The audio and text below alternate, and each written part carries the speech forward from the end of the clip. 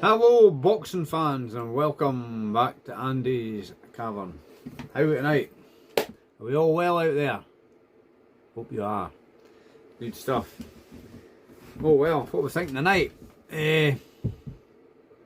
Talksport. Talksport's Fab Four. Fab? Are they fab? Were they ever fab? Fab? I don't think so, Basically, you've got, I think on the panel the other night there when they were at the Liverpool show with Nick Ball, TJ Doheny, you had Adam Smith, well-known AJ Liquor, Spencer Oliver, possibly the King Liquor these days. You've got the Gad. I know what he's all about, don't we? And you've got Adam Catterall. Now Adam Catterall, he's the only one with a backbone or pair of balls or whatever you want to describe him. He's the only one that seems to be prepared to ask anybody any questions and speak with any kind of reasoning about things. I think he was wanting to interview Conor Benn and Chris Eubank Jr. at the ecstatic press conference when we all saw Egg Benedict. Anyway, I believe I saw him talking about it and he was wanting to interview them, because I think he would have probably asked, how did clomiphene get in your system to Conor Benn?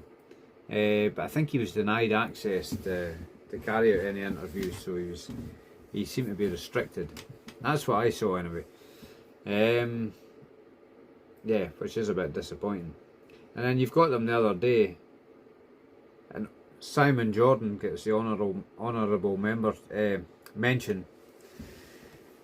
Honorary mention, because he's kind of like the chief egg there, isn't he? Appears to be at Talksport when they're talking about boxing.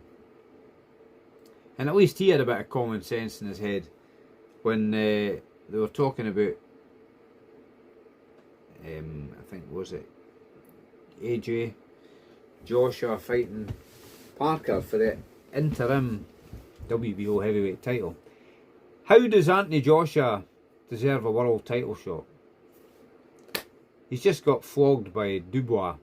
They're even talking about a rematch for him. How does that fight even warrant a rematch? Ridiculous.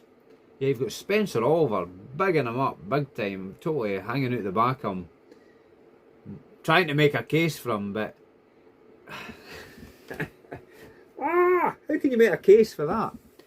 Go away and rebuild if you're wanting another world title shot. Joe Frazier didn't get a straight title shot again after George Foreman knocked him out in I think it was Jamaica when they fought. Was it 1973?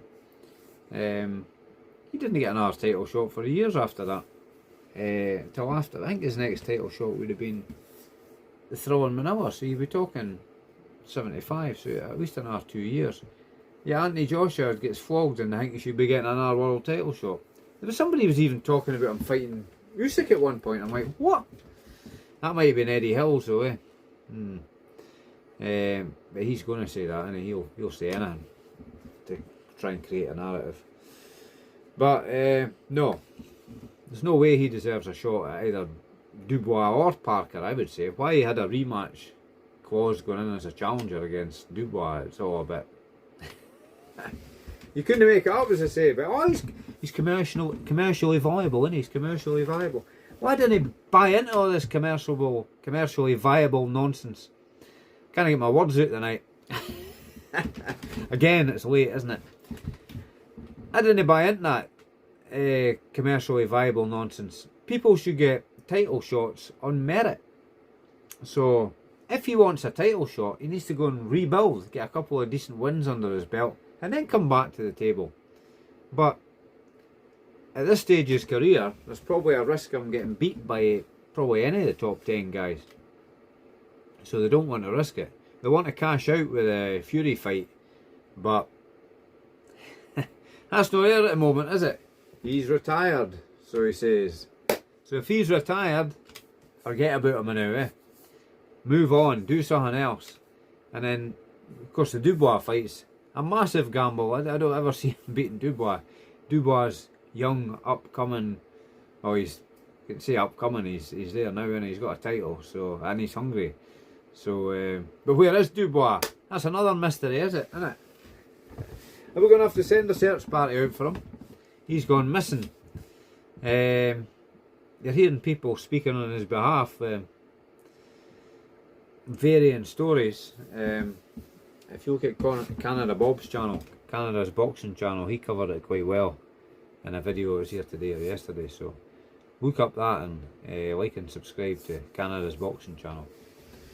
And you also see Bob and Porky's Corner like myself, so like and subscribe there as well. And like and subscribe here at Andy's Cavern Boxing. If you like what we're doing, if you don't, then bother.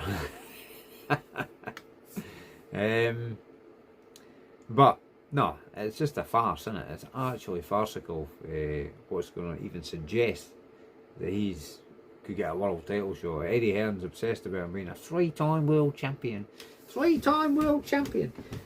No, I mean, you could question some of the way Eddie Hills has obviously pulled master strokes protecting him and try to big up the folk he's been fighting, but he beat Charles Martin, who won his title through default because the other guy hurt his knee and fell over or whatever and couldn't continue. And these were all Fury's belts that got taken off him, weren't they? So it's all about. I mean, and Andy Ruiz flogged him as well, didn't he? And he won it back off him after running a half marathon round the ring all night, staying away from him. Because Andy Ruiz didn't help himself.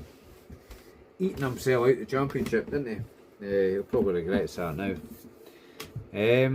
I'm sure he's bound to be due back soon. He injured his hand, didn't he? He broke his hand against Jarrell Miller. Thought he was lucky to get a draw there. I thought Jarrell Miller, another former drug cheat, beat him in that fight. But you never know, there might be a rematch of that. Fabio Wardley, who's he going to be fighting? I think they're talking about him fighting. There's rumours about him fighting some American guy. There was rumours about him fighting Kubrat Pulev for the WBA regular title for a while there, but that's never materialised.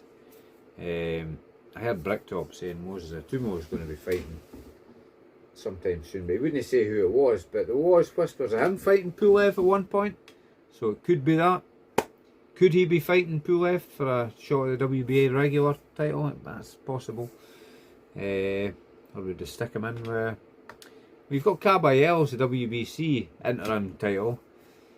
Joseph Parker's the WBO interim title.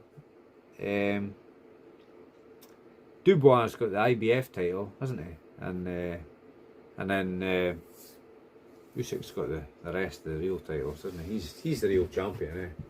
No point kidding on as all these other champions when Usyk is the man until such times as he retires or leaves the sport. So let's talk of him having another couple of fights.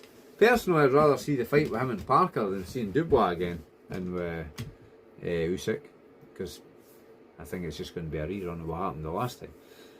People are saying, oh, he's better now. Probably is to an extent, but against Usyk, I mean, Usyk's like it's like one of the octopuses that keeps changing shape and doing different things, isn't it? He's got so many tricks in his bag. Dubois is never going to work him out. I don't believe.